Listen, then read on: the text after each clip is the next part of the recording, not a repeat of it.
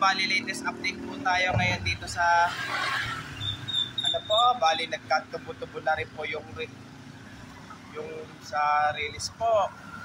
Nagkatubo-tubo na po yung damo po sa release po. Pahardo to sa Trinidad po. At huwag niyo pong kalimutan, i-follow niyo na po ang aking bago kong Facebook page, TikTok page, Instagram page, at i-subscribe niyo po. Let's go po!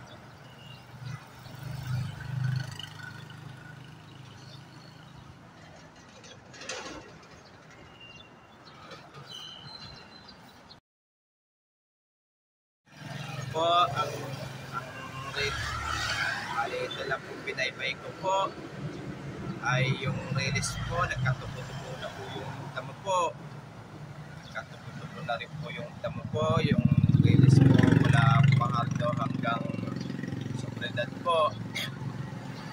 Pero yung mga nakatira po dyan sa likod ko po ay medyo mga ngalib na po sila pong mga nakatira po doon sa likod po dahil po doon sa pagtatayo po ng North-South Commuter Railway po.